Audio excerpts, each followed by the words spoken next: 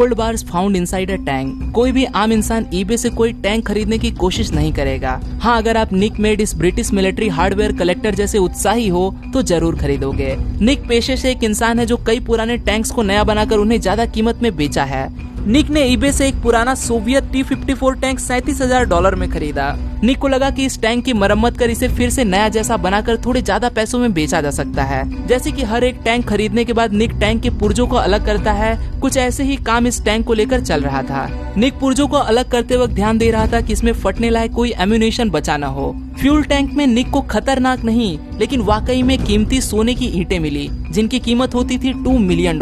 Research करने के बाद पता चला कि सोवियत यूनियन ने यह टैंक इराक को बेचा होगा, जिन्होंने कुवैत से इन सोने के ईंटों की लूट की होगी। लेकिन ये सोने की ईंटें इसी टैंक में कैसे रह गई ये नहीं पता, इसीलिए ये सारा गोल्ड पुलिस के हवाले कर दिया गया।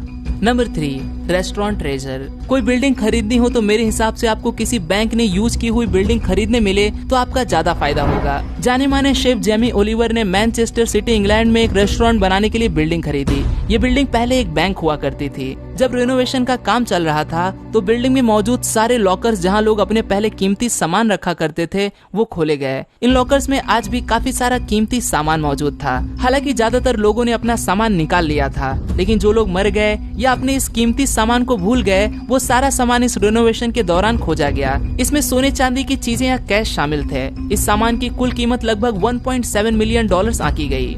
Number 2, SS central America. SS central America इस जहाज पर 1857 में डूबा खजाना अमेरिका के इतिहास में सबसे बड़े खजानों में से एक हुआ करता था। हवाना से 600 पैसेंजर्स और क्रू मेंबर्स को लेकर निकला SS सेंट्रल अमेरिका इस जहाज पे 3 टन सोना था। कहा जाता था कि इस जहाज पर इतना सोना था कि किसी भी इंसान की आंखें चमक जाती। 1857 में ये जहाज अटलांटिक महासागर साउथ कैरोलिना में आए तूफान की वजह से पानी में डूब गया। सैकड़ों सालों से पानी में डूबे इस खजाने को इंतजार था किसी के खोजे जाने का। आखिरकार टॉमी थॉमसन इस ओहियो स्थित इंजीनियर्स के टीम ने 1988 में समुद्र में 7,500 फीट नीचे इस खजाने का पता लगाया। इस जहाज से 40 मिलियन गोल्ड बरामद किया गया, जिसमें सोने की ईंटें और कॉइन्स की भरमार थी। इसके मालिकाना अधिकार को लेकर ये कई दशकों तक कानूनी पेचीदगियों में अटका रहा। Number 1, old cards found on attic. खजाना वो नहीं होता जो सिर्फ सोना चांदी में मिले। कभी कभी हमें अपने ही घर में बरसों से पड़ी ऐसी चीजें मिल जाती हैं जिसकी कीमत करोड़ों में होती है और हमें पता भी नहीं होता। आपके घर में भी शायद कोई ऐसी चीज हो सकती है जिसकी कीमत लाखों में हो। खैर, ये घटना घटित हुई थी 2017 में। एक लड़के ने अपने अंकल के मौत के बाद घर संवारने के लिए अपने आंटी के घर काम में हाथ बटाने के लिए चला गया। घर में पड़ा कचड़ा साफ करके घर को थोड़ा अच्छी तरह से सेट करना था।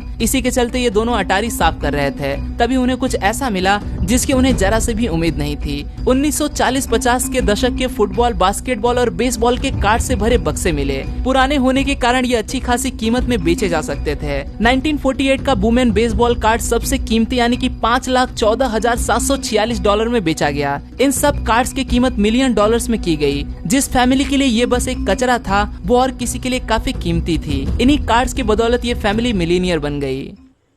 आज के लिए दोस्तों बस इतना ही।